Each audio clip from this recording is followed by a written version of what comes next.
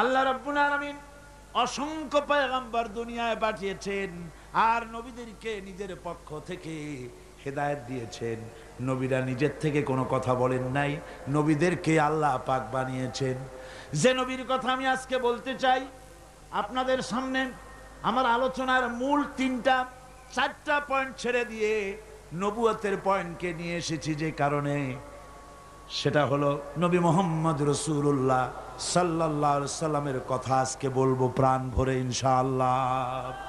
আমার হুজুরের কথা বলবো আজকে রাত হলো সেই রাত যে রাতে এই ধুলির ধরা থেকে আল্লাহ পাক তার হাবিবকে আরশে আজিমে নিয়ে গিয়েছিলেন। সুবহানাল্লাহ। এই পৃথিবীর মানুষগুলিকে উদ্ধার করার জন্য আল্লাহ নবীদের পাঠিয়েছেন। মানুষ তো আল্লাহ বানাইছেন, এ মানুষের স্রষ্টাকে বলেন না কে? এই মানুষগুলো যেন পথ হারায় না যায়, অন্ধকারের ভেতরে তারা যেন দাঁত মুখ না ভাঙ্গি, কোন মুসিবতে যেন মানুষ না পড়ে, চলার জন্য আল্লাহ পাক নূর দিয়া দিলেন, আলো দিয়া দিলেন। আল্লাহ পাক বলেন, قد جاءكم من الله نور وكتاب مبين। আমি আল্লাহর পক্ষ থেকে তোমাদের জন্য এসেছে আলো। এই নূর কি? হুজুর। এই নূর হচ্ছেন হুজুর মুহাম্মদ সাল্লাল্লাহু আলাইহি ওয়াসাল্লামকে আল্লাহ পাক নূর বলতেছেন। সুবহানাল্লাহ। হুজুর হলেন নূর। قد جاءكم من الله نور। আমি আল্লাহর পক্ষ থেকে তোমাদের জন্য নূর এসেছে। আর দিয়েছি একখানা কিতাব। কি দিলাম? কিতাব দিয়েছি। নূর দিলাম, এমন নূর দিয়েছি। কোরআনে কারীমের মধ্যে আল্লাহ রাব্বুল আলামিন হুজুর কি সিরাজাম মুনীরা বললেন।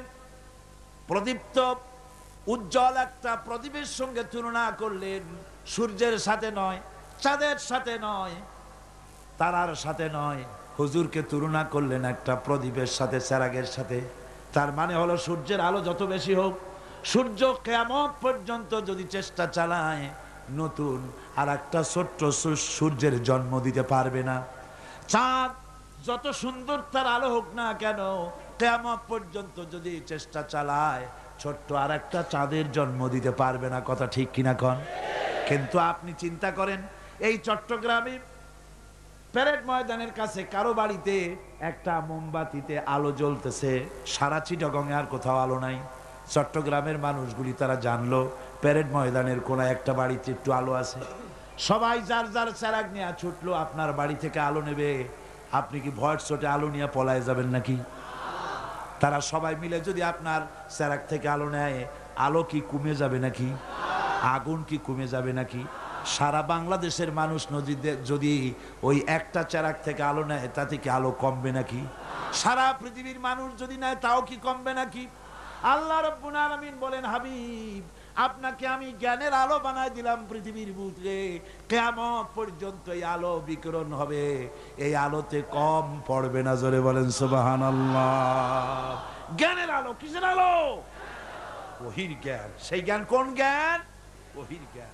আল্লাহ পাক নবীকে নূর বানালেন, নূর বানিয়ে পাঠিয়ে দিলেন তাকে। এই দুনিয়ার বুকে নবীদেরকে জ্ঞান দিয়েছেন আল্লাহ সুবহানাহু ওয়া তাআলা। জ্ঞান দিলেন কে? আল্লাহ পাক। সাধারণ নেতা আর নবীরাও নেতা।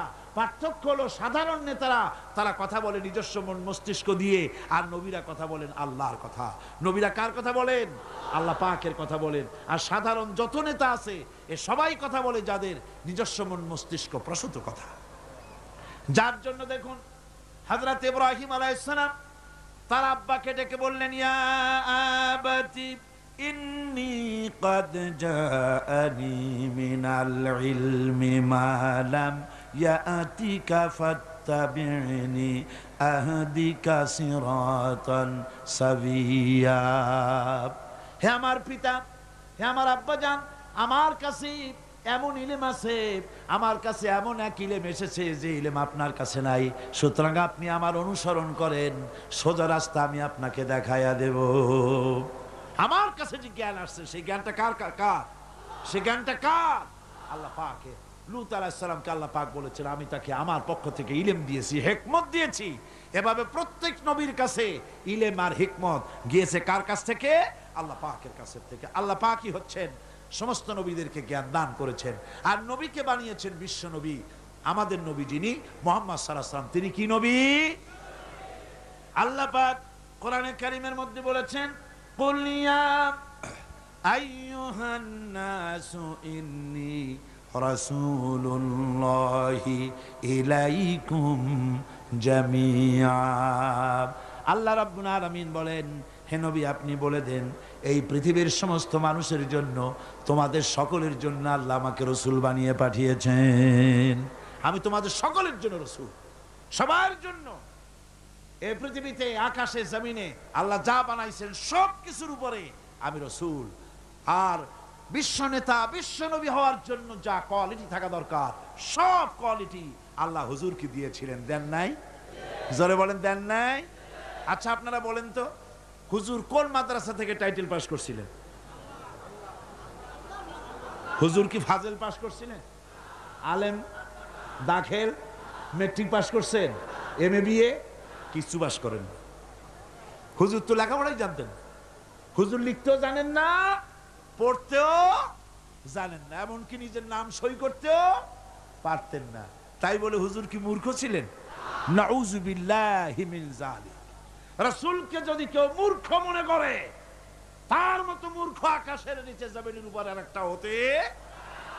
এবার শুনুন নবীজি নিজে কি বলেন। আল্লাহর নবী বলেন, ইন্নামা বুইসতু মুআল্লিমান। নবীজি বলেন, শুনে রাখো আমি পৃথিবীতে প্রেরিত হয়েছি একমাত্র শিক্ষক হিসাবে। জোরে বলেন সুবহানাল্লাহ। পৃথিবীর সমস্ত মানুষের শিক্ষক হয়ে পৃথিবীতে আমি আসছি, সমস্ত মানুষের শিক্ষক। আল্লাহ রাব্বুল আলামিন এই পৃথিবীতে কোন মানুষের কাছে তাকে পড়ান নাই।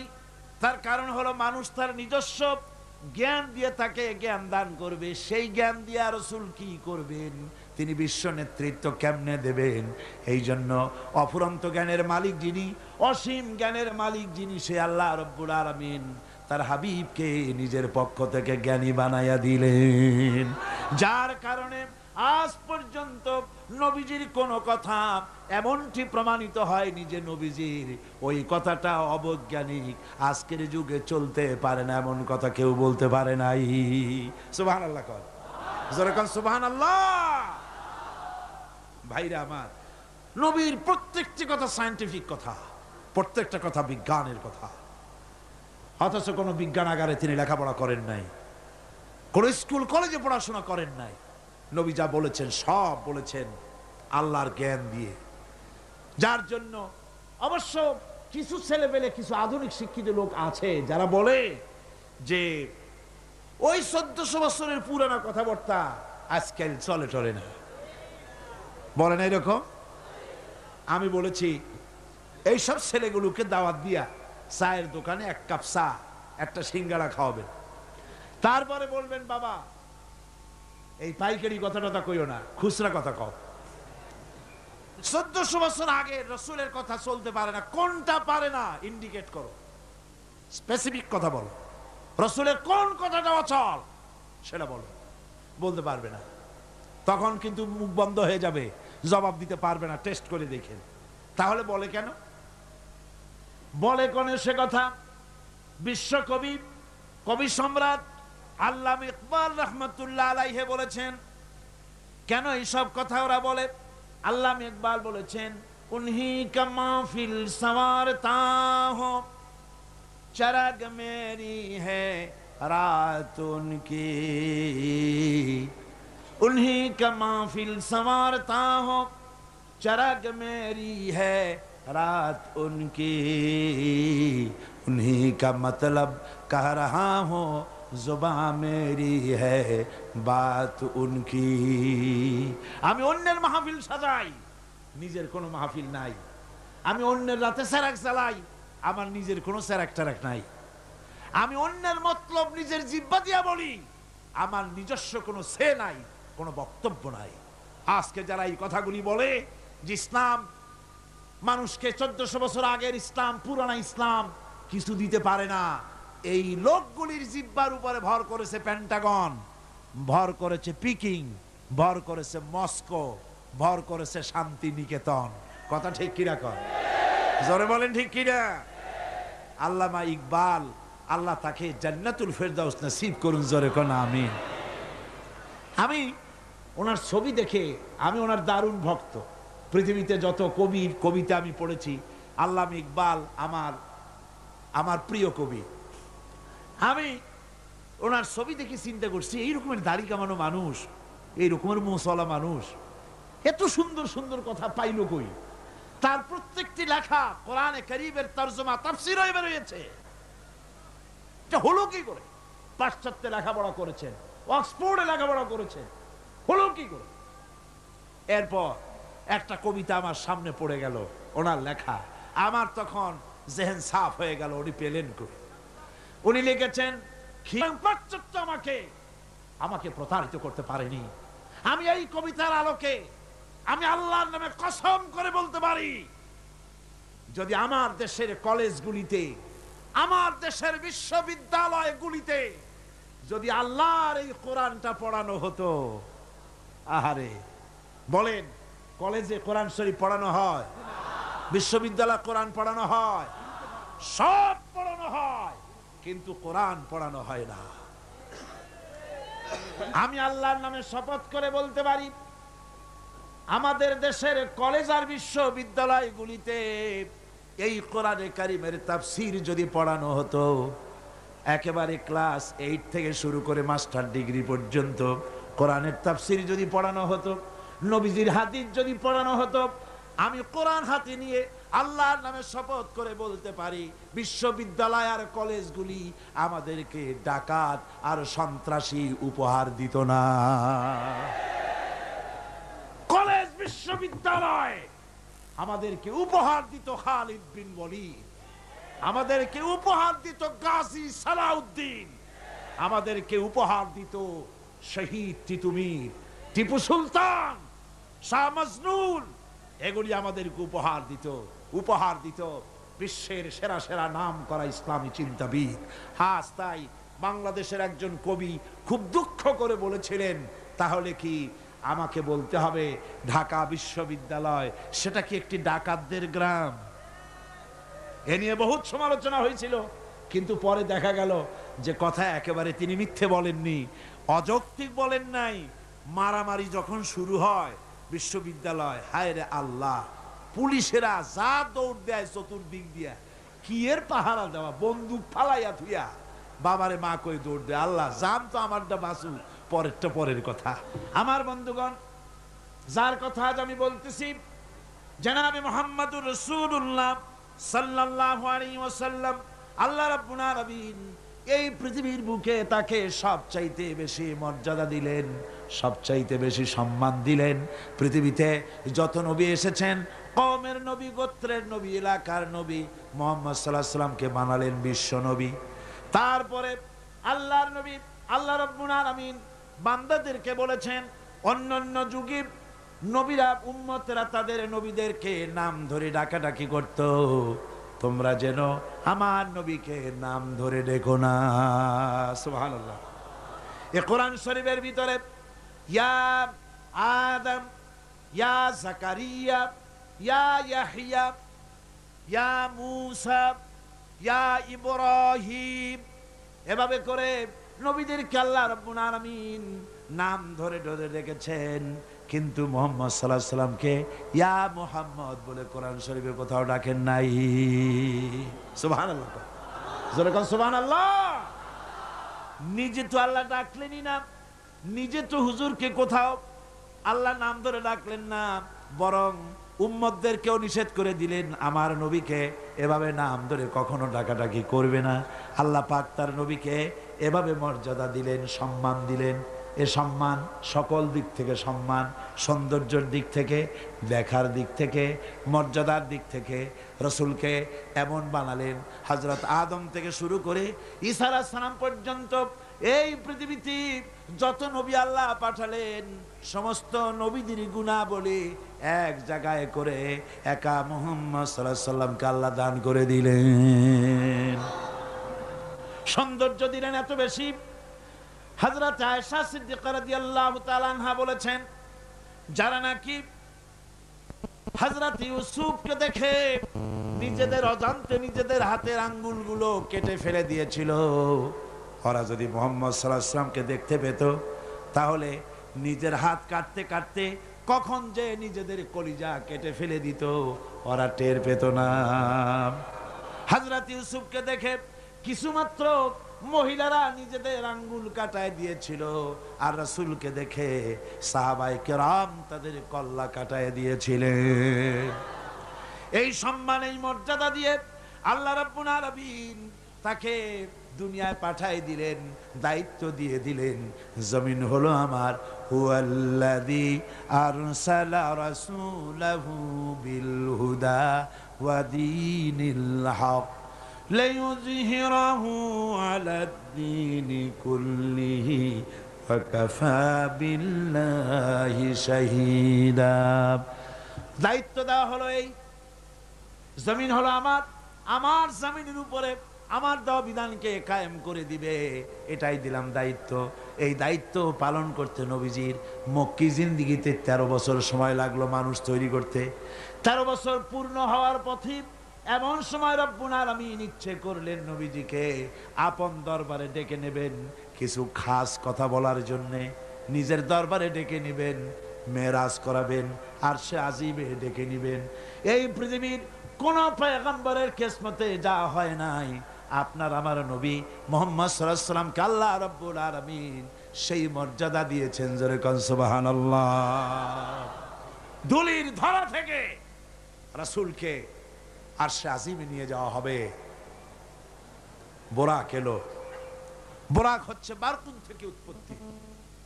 এর অর্থ হচ্ছে বিজলি, বৈদ্যুতিক গতি সম্পন্ন, ঘোড়ার চাইতে ছোট, খচ্চরের চাইতে বড়, এই জাতীয় একটা প্রাণীর মতো হযরত জিবরাইল নিয়ে আসলে। আমাদের দেশে কারো কারো বাড়িতে আয়নায় বাঁধানো থাকে এই ছবিটা। ঘোড়া আছে, 2টা ডানা আছে, মাথাটা মেয়ে লোকের মতো, চুলগুলো ঝুলে পড়ছে, নিচে লেখা আছে হাজা বুরাকুন নবী সাল্লাল্লাহু আলাইহি ওয়াসাল্লাম। আন্দাজে কোথায় পাইছে আল্লাহ জানে, মিথ্যে কথা, বাজে কথা। আল্লাহ এরকম একটা মেয়ে লোক মার্কা ঘোড়া পাঠাইছিল হুজুরকে নেওয়ার জন্য, এটা কথা হইল। রাসূলকে মক্কা থেকে, উম্মে বাবে উম্মে হানি থেকে হুজুরকে বের করে নিয়ে যাওয়া হলো বাইতুল মাকদাসে। সমস্ত পয়গম্বর দুনিয়া আল্লাহ যাদের পাঠিয়েছিলেন সমস্ত রূহ উপস্থিত ছিল সেখানে। রাসূল করিম সাল্লাল্লাহু আলাইহি সাল্লাম এখান থেকে মেরাজ করলেন। এতটুকুন ছিল ইসরা। কোরআনে কারীম বলছে, আজকের কারি সাহেব যেখান থেকে তেলাওয়াত করেছিলেন, সুবহানাল্লাযী আসরা বিআবদিহি লাইলাম মিনাল মাসজিদিল হারামি ইলাল মাসজিদিল আকসা ইলা আখিরিল আয়াত। কারো কারো মাথার মধ্যে যারা বিজ্ঞান পড়াশোনা করে বা আধুনিক চিন্তিত লোক, আধুনিক শিক্ষিত লোক, তাদের মধ্যে এই চিন্তাটা আসতে পারে যে ল অফ গ্র্যাভিটেশন পার হয়ে, মাধ্যাকর্ষণ শক্তি পার হয়ে একটা জড় পদার্থ, একটা জড় শরীর কি করে মাধ্যাকর্ষণ পাড়ি দিয়া উপরে চলে গেল, এটা হাউ ইজ ইট পসিবল, এটা কি করে সম্ভব? চিন্তাটা মাথার মধ্যে আসতে পারে। কিন্তু এখন আর ওইসব চিন্তা নাই। আমি হিউস্টনে দেখে এলাম আমেরিকার সেই মহাশূন্য গবেষণাগার, সেইখানে দেখলাম বিরাট রকেট, যে রকেটটা তারা পাঠাতে চেয়েছিল কিন্তু পাঠায় না। কি সব প্রবলেম হয়েছে সেই জন্য সেই তৈরি করা রকেটটা দেখলাম, রকেটটার যে দরজাটা, সেই দরজাটারই ওজন হচ্ছে 20 টন। দরজা এমন টেকনোলজি দিয়ে দরজাটা তৈরি করা হয়েছে যে একটা লোকই দরজাটা এভাবে লাগাই দিতে পারে, আবার খুলেও দিতে পারে। 20 টন ওজন দরজা। আর পুরা রকেটটার ওজনটা কি হবে চিন্তা করেন। 3টা জিনিস থাকে, 2টা থাকে সিলিন্ডার, আর একটা থাকে যেটার ভিতরে মানুষ থাকে, সেই মানুষ বসার জন্য একটা, আর 2টো সিলিন্ডার থাকে। যখন এখান থেকে ছেড়ে দেওয়া হয় তখন দুই দিকে 2টা যে কোল বালিশের মতো থাকে, দেখছেন কিনা ছবিতে আপনারা, এই 2টো জ্বলে পড়ে গেল। যাওয়ার সময় এই 2টোতে যে ফোর্স লাগিয়ে দিল, এই ফোর্সে ল অফ গ্র্যাভিটেশন পার করে দিল। এরপর আর তার কোনো তেল লাগবে না, বিনা তেলে যত খুশি তত উপরে চলে যেতে পারবে। চিন্তা করলাম মানুষের মাথায় যদি এই জ্ঞান আল্লাহ দেন, এত জনের জিনিস এত পাওয়ারফুল করে ছেড়ে দেওয়া হয়েছে, ল অফ গ্রাভিটেশন পার হয়ে যাওয়ার পর মাধ্যাকর্ষণ শক্তি শুধু পৃথিবীর নাই, প্রত্যেকটা গ্রহ প্রত্যেকটা উপগ্রহের আলাদা আলাদা মাধ্যাকর্ষণ আছে। যদি তা না থাকতো একটার থেকে আর একটা বিচ্ছিন্ন হয়ে পৃথিবীতে লন্ডভন্ড হয়ে যেত। প্রত্যেকটার আলাদা আলাদা মাধ্যাকর্ষণ শক্তি আছে। তো সেই জিনিসটা এভাবে চলে যায়। আল্লাহ রাব্বুল আলামিন তার হাবিবকে নেবেন, আপনার অত চিন্তা কেন? যেটা গেল কেমনে, এটা কি করে সম্ভব? আপনার মাথায় ঢোকবে না, আপনার আমার মাথায় ঢোকবে না। ঢোকবে না বলেই ঘটনার সূত্রপাত আল্লাহ কেমনে করছে সেদিকেই লক্ষ্য করেন। দুনিয়ার মানুষ, তুমি আমার কুদরত তোমার মাথায় ঢোকবে না। সেই জন্য ইসরার ঘটনা বলতে গিয়া রব্বুল আলামিন শুরুই করলেন সুবহানাল্লাযী আসরা বিআবদিহি। সুবহানাল্লাযী, সমস্ত দুর্বলতা অক্ষমতা থেকে মুক্ত সেই সত্তা যিনি তার বান্দাকে ইসরা করিয়েছেন, মেরাজ করিয়েছেন। কাল সুবহানাল্লাহ বিহামদিহি। সমস্ত দুর্বলতা অক্ষমতা থেকে মুক্ত তিনি পার করে নিয়ে গিয়েছেন। তারপরে মুহূর্তের ভিতরে মহাশূন্য পাড়ি দিয়ে, সেই মহাশূন্য মানে কি? এইখান থেকে সূর্য কত দূরে জানেন না? 9,30,00,000 মাইল দূরে এখান থেকে সূর্য। সেই সূর্য, তারপরে রয়েছে গ্যালাক্সি, মিল্কি ওয়ে, গ্রহ নক্ষত্র, সে যে কত দূরে, যে সমস্ত তারকা, এমন বহুত তারকা আছে যে তারকা সৃষ্টির পর তার আলো পৃথিবীর মাটি আজ পর্যন্ত স্পর্শ করে নাই, অথচ আলোর গতি প্রতি সেকেন্ডে কত মাইল? 1,86,000 মাইল। এই 1,86,000 মাইলের সেকেন্ড, এর মিনিট, এর ঘন্টা, এর দিন, এর সপ্তাহ, এর মাস, এর বছর, এটাকে বলা হয় লাইট ইয়ার, আলোকবর্ষ। সেই তারকা তৈরি হওয়ার পর কত সহস্র সহস্র লাইট ইয়ার চলে গেল, আজ পর্যন্ত সেই তারকার আলো পৃথিবীর মাটি স্পর্শ করতে পারে নাই। তাহলে সেই তারা কোথায়? আল্লাহ রাব্বুল আলামিন তার হাবিবকে চাঁদ, সূর্য, গ্রহ, নক্ষত্র, মহাশূন্য পাড়ি দিয়ে, তারপরে 7 আকাশ পাড়ি দিয়ে সিদরাতুল মুনতাহা পর্যন্ত নিয়ে গেলেন। জোরে কোন সুবহানাল্লাহ। এবার সিদরাতুল মুনতাহা পর্যন্ত যাওয়ার পথে যত ঘটনা ঘটলো সেগুলো আপনারা ইতিহাস থেকে পড়ে নেবেন, ওগুলি বলার সময় আমার কাছে নাই। সিদরাতুল মুনতাহায় যাওয়ার পর হযরত জিবরাইল বলেন, আর আমি যেতে পারবো না, এটা হলো বিপজ্জনক বর্ডার। আমি যদি আর এক চুল অগ্রসর হই তাহলে আমি জ্বলে পুড়ে ছাই হয়ে যাব, আমার আর যাওয়ার অধিকার নাই। হুজুর সেখানে বসে থাকলেন। জিবরাইল বলে গেলেন, এখান থেকে আপনাকে নেওয়ার কুদরতি ব্যবস্থা হয়ে যাবে। রাসূল দুনিয়ায় ফিরে এসে হযরতে বেলালকে ডেকে বলেছিলেন, বেলাল গো, এমন কি আমল তুমি করো আমারে শোনাও। হযরতে বেলাল বলেন, হুজুর আমার আমল তো সব আপনি জানেন। কয় না, কি করো শোনাও। বেলাল বলেন, হুজুর খাস আমলের মধ্যে এতটুকু আছে যে আমি কখনো বিনা উজুতে থাকি না, যখন উজু চলে যায় উজু করি, আর উজুর ইহতিমামের জন্য 2 রাকাত নফল নামাজ পড়ি। হুজুর বলেন, বেলাল তুমি এই আমল ছাড়বা না, কারণ সিদরাতুল মুনতাহায় হযরত জিবরাইল আমারে যখন ছেড়ে চলে গেলেন, আমার একা একা বড় ভয় লাগতে লাগলো।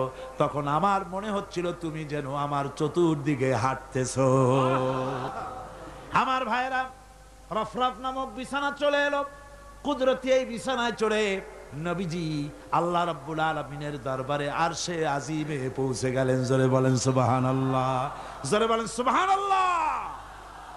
যেখানে পৃথিবীর কোন মানুষের যাওয়া সম্ভব নয়, গোটা পৃথিবীর মানুষের মর্যাদা আল্লাহ পাক বাড়ায় দিলেন, আরশে আজিমে হুজুরকে নিয়ে গেলেন।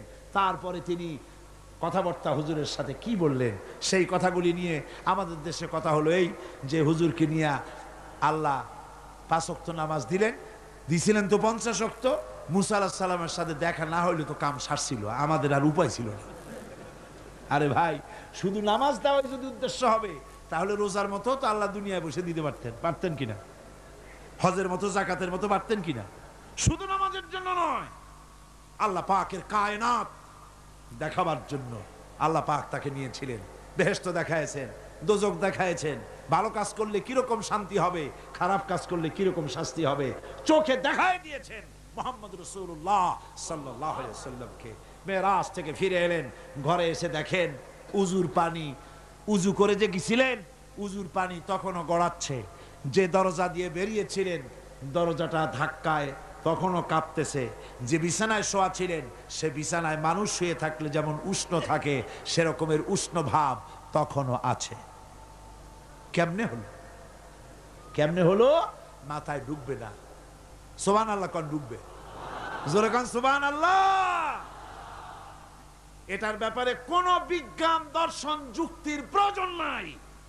প্রয়োজন শুধু এতটুকু, আল্লাহ তার হাবিবরে নেবেন, কত দ্রুত নিবেন, কত দ্রুত পাঠাবেন এটা তিনিই ভালো জানেন, আমাদের কোনো জানার কথা না। ঠিক কিনা কর? তবে দৃষ্টান্ত যদি চান তাহলে আমি দৃষ্টান্তটা এভাবে দিতে পারি, বুঝাবার জন্য একটা দৃষ্টান্ত দিতে পারি। সেটা হলো এই, ধরেন বাংলাদেশে কোনো প্রেসিডেন্ট আসবে, পৃথিবীর যে কোনো দেশের এক প্রেসিডেন্ট আসবে। এটা আসার যখন খবর হয়ে যাবে তখন পত্র পত্রিকায় রুট বলে দেওয়া হয়, এই রুটে রাষ্ট্রীয় মেহমান রাষ্ট্রীয় অতিথি ভবনে আসবেন, এই রাস্তা দিয়ে সাধারণ ট্রাফিক চলাচল বন্ধ থাকবে। এয়ারপোর্ট থেকে নিয়ে রাষ্ট্রীয় অতিথি ভবন পর্যন্ত মেহমান না আসা পর্যন্ত সমস্ত ট্রাফিক চলাচল বন্ধ। মেহমান পৌঁছে যাবে, তারপরে আবার স্বাভাবিক ট্রাফিক চলবে। এটা জানেন কিনা? জানেন কিনা? এইটা যদি পৃথিবীর সামান্য সলিমদ্দি কসিমদ্দি, এই জন্য বলছি আজ আছে কাল নাই। ঠিক কিনা গণ? আজ মন্ত্রিত্ব গেল, কালকে রাস্তায় দাঁড়ায় বলবে রিকশাওয়ালা আমার একটু নেওয়া, বাজারে মাছ কিনতে যাব। ঠিক কিনা? সুতরাং এদের তো কোনো মর্যাদা নাই, আজ আছে কাল নাই। এই দুনিয়ার সলিমদ্দি কসিমদ্দির জন্য যদি এভাবে ট্রাফিক চলাচল বন্ধ করে দেওয়া হয় তাহলে আকাশ এবং জমিনে আল্লাহ রাব্বুল আলামিনের সর্বশ্রেষ্ঠ মেহমান জনাবে মুহাম্মদ রাসূলুল্লাহ সাল্লাল্লাহু আলাইহি সাল্লাম, এই মেহমান আল্লাহর দরবারে যাবেন।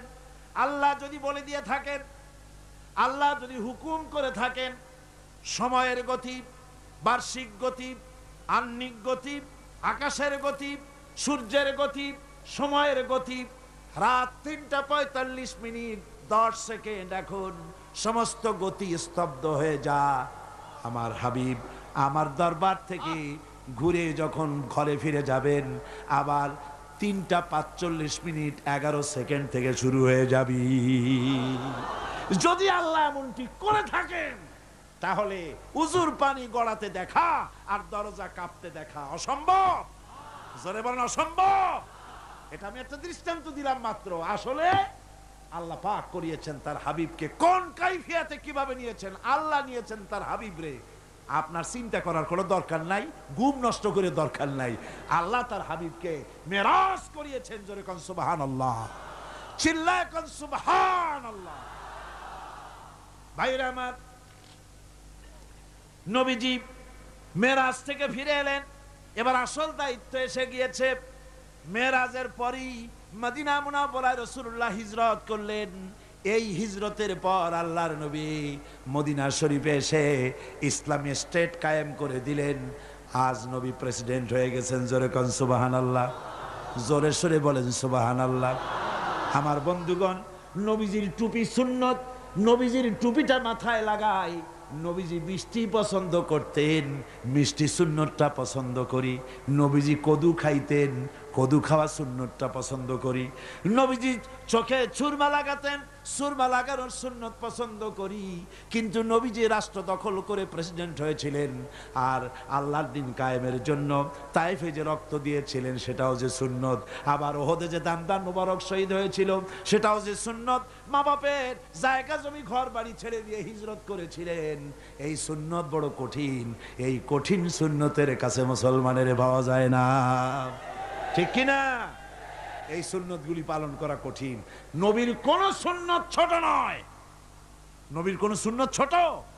মিয়া সাহেব মনে রাখেন, গোটা আকাশ গোটা জমিন যদি বিক্রি করা হয়, রাসূলুল্লাহর একটা সুন্নতের মূল্য দেওয়া যাবে না।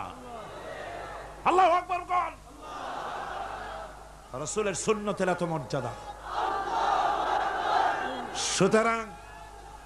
সুতরাং রাসূলুল্লাহ আল্লাহর নবী পৃথিবীতে এলেন, আমরা রাসূলের এই সব সহজ পালনের সুন্নতগুলির পথে আছি, কিন্তু কঠিন সুন্নতের কাছে নাই। ঠিক কিনা? ঠিক কিনা? আমার বন্ধুগণ, নবীজি মদিনায় এলেন, আজ নবীজি প্রেসিডেন্ট। নবীর উপর ঈমান আনার অর্থ কি? ঈমান আনার অর্থ এটা শুধু নয় রবিউল আউয়াল মাস এলো আর ইয়া নবী সালাম আলাইকা, ইয়া রাসূল সালাম আলাইকা, তুম পর লাখো সালাম, হাজারো সালাম, কোটি সালাম। এরপরে বাজারের সব মিষ্টিগুলি খাইয়া ভাবলাম, যেন বলে দিলাম রসুল দেখো তোমারে কত ভালোবাসি, তোমার মহব্বতে বিরাট একটা মিছিল করছি, তোমার মহব্বতে বাজারের সব মিষ্টি খাইয়া ভালাইছি, বলো আর কত তোমারে ভালোবাসা যায়। আহারে, ওই নবীরে গাল দেওয়া হলো, কয়জন তোমরা মরছো? নবীরে গাল দেওয়া হলো, নবীর সুন্নত ভুলণ্ঠিত হতেছে। নবী যেই উদ্দেশ্যে এসেছিলেন পৃথিবীতে, দান মোবারক শহীদ করে দিয়েছিলেন, সেই ইসলাম জমিন থেকে বিদায় হয়ে যায়। সেজন্য কি অবদান তোমার? শুধু মিলাদ পড়লে পরে নবীজির ওই সুন্নত, নবীর ইমানের হক আদায় হবে না। জোরে বলেন হবে নাকি? কি কোন হবে? হবে না। রাসূলুল্লাহ মদিনায় আসলেন, আজ রাসূল প্রেসিডেন্ট। সুবহানাল্লাহ কর। প্রেসিডেন্ট, রাষ্ট্রপতি। রাসূলুল্লাহ রাষ্ট্রপতি হয়েছেন। দুনিয়ায় আরো তো কত রাষ্ট্রপতি, দুনিয়ায় যত রাষ্ট্রপতি হলো, ক্ষমতায় থাকাকালীন দেশি ব্যাংকে বিদেশি ব্যাংকে জনমের মতো টাকা জমা করলো। ক্ষমতায় থাকলে টের পাওয়া যায় না, যখন ক্ষমতা চলে যায় তখন দুর্নীতি দমন বিভাগ এত দুর্নীতি তালাশ করিয়া খুঁজা পায়, তখন তারা চিন্তা করে লোকটা যদি সুযোগ পেত তাহলে গোটা বাংলাদেশ বিদেশি ব্যাংকে জমা দিয়ে দিত। ঠিক কিনা? সুতরাং বুঝতে হবে, আজ রাসূলের আদর্শ, রাসূল রাষ্ট্রপ্রধান ছিলেন, সেই রকম রাষ্ট্রপ্রধান চাই। রাসূল প্রেসিডেন্ট, ঘরে খাবার নাই, আহা, ঘরে খাবার নাই। নবীর উপর ঈমান শুধু দরুদ পড়ে হবে না, দরুদ তো পড়বই, কারণ রাসূলুল্লাহ বলেছেন আমার নামে যদি একবার কেউ দরুদ পড়ে আল্লাহ পাক তার আমলনামায় 10টা নেকি লিখবেন, আর আমলনামা থেকে 10টা গুনাহ আল্লাহ মাফ করে দিবেন। সুবহানাল্লাহ। দরুদ তো পড়বই, কিন্তু শুধু দরুদ নয়, রাসূলুল্লাহ প্রেসিডেন্ট, আহা, ঘরে খাবার নাই। আমার মা, আমাদের মা হযরত আয়েশা সিদ্দিকা রাদিয়াল্লাহু তাআলা আনহা বলেছেন, নবী পরিবারের ঘরে মুসালসাল এমন অনেক রাত চলে গেছে, অনেক দিন চলে গেছে, মাস চলে গেছে, নবীর ঘরে চুলায় আগুন জ্বলে নাই। রাসূলুল্লাহ ক্ষুধার্ত হয়ে ঘরের মধ্যে প্রবেশ করেছেন, বলেছেন আয়েশা রে, সারাদিন কাজ করে করে হয়রান হয়ে গেছি, আমার একটু খাবার দাও। হযরত আয়েশা কেন্দে কেন্দে বলেন, ইয়া রাসূলুল্লাহ, আল্লাহর নামে কসম করে বলি আমি আয়েশার ঘরে পানি ছাড়া কোনো খাবার নাই। এই ছিল রাসূলুল্লাহ রাষ্ট্রপ্রধান, মানুষের দুয়ারে দুয়ারে পৌঁছেছে, খাবার পৌঁছে দিয়েছেন। আর চুরি নাই, ডাকাতি নাই, জেনা নাই, ব্যভিচার নাই, ধর্ষণ নাই, দরজা খুলে মানুষ ঘুমাবার সুযোগ পেয়েছে। রাসূলুল্লাহ বলছেন খায়রুল কুরুনি কারনি, শ্রেষ্ঠ যুগ আমার যুগ। শ্রেষ্ঠ যুগ কার যুগ? নবীর যুগ। সেই যুগ রাসূলুল্লাহ বাজারে যাচ্ছেন, বাড়ি বাড়ি গিয়ে বলছেন এতিমেরা, ও বিধবারা, বাজার যদি না থাকে আমাকে বলো, আমি তোমাদের বাজার করে দেব। সুবহানাল্লাহ বিহামদিহি, সুবহানাল্লাহ কোন। ভাইয়ের আমার, হযরত ওমর রাদিয়াল্লাহু তাআলা আনহু বলেন, আমি রাসূলুল্লাহর খেদমতে গিয়েছিলাম, হুজুরকে গিয়ে সালাম দিলাম, আল্লাহর নবী শোয়া ছিলেন, তিনি উঠে যখন বসলেন আমি দেখতে পেলাম নবীজি যে শোয়া ছিলেন তা ছিল দড়ি দিয়ে বুনানো একটা খাটিয়া, ওই খাটিয়ার উপরে শোয়া ছিলেন। পিঠের দিকে তাকায় দেখলাম ওখানে কোনো বিছানা নাই, চাদর নাই, বালিশ নাই, এমন জায়গায় রাসূলুল্লাহ হাত মোবারক মাথার তলে দিয়া দড়ির উপরে শোয়া ছিলেন, দড়ির বুনানো খাটিয়া আজও মক্কা মদিনায় রাস্তায় রাস্তায় দেখা যায় খাটিয়াগুলা। এর উপরে হুজুর শোয়া। হুজুর যখন বসলেন দেখলাম তাকায়া রসুলের পিঠে দড়িগুলার দাগ কেটে আছে। আমি বাচ্চা শিশুর মতো কেঁদে ফেললাম, বললাম ইয়া রাসূলুল্লাহ, এই পৃথিবীর কাফির বেঈমানেরা এত সুখ করলো আর আপনার পিঠে দড়ির দাগ, আমার সহ্য হয় না। হুজুর অনুমতি দেন আপনার জন্য একটা তোশক বানাইয়া দেই। রাসূল আমার বলেন, ওমর রে, এই পৃথিবীতে আমি সুখ করতে আসি নাই, শান্তি করতে আসি নাই, আমি এই পৃথিবীতে এসেছি মানবতার মুক্তির জন্যে। আমি যদি ইচ্ছা করি আর ওহদ পাহাড়টারে বলি, ওহদ পাহাড় আমার জন্য সোনায় পরিণত হয়ে যা, ওহদের আস্ত পাহাড়টা আমার জন্য সোনা হয়ে যেতে পারে। মানুষের আজ আর খাবারের অভাব নাই। রাসূলুল্লাহ ব্যাংক চালু করে দিলেন। কোন সুবহানাল্লাহ, জোরে কোন আলহামদুলিল্লাহ। নবী আমার ব্যাংক তৈরি করলেন, ব্যাংকের নাম রাখলেন বাইতুল মাল। বলেন কি নাম রাখছেন? বাইতুল মাল। ব্যাংক তৈরি করে রাসূলুল্লাহ মসজিদে নববীর ভিতরে বসে ব্যাংক উদ্বোধন করলেন। আমার বন্ধুগণ, রাসূলুল্লাহ ব্যাংক উদ্বোধন করলেন। ব্যাংক উদ্বোধন করতে গিয়া আল্লাহ নবী বললেন, মান তারাকা দায়নান আও দিয়ান ফালাইয়া। আমার রাষ্ট্রের ভিতরে কোন মানুষ যদি ঋণগ্রস্ত অবস্থায় মারা যায়, তাহলে ওই ঋণ পরিশোধ করার মতো অর্থ যদি তার কাছে না থাকে, তাহলে তার ঋণের বোঝা, তার বিবি বাল বাচ্চার বোঝা, সব বোঝা আমি মুহাম্মদ সাল্লাল্লাহু আলাইহি ওয়াসাল্লাম আমার কাঁধের উপরে উঠাইয়া নিলাম। সুবহানাল্লাহ বলেন। এমন এক রাষ্ট্র ব্যবস্থা কায়েম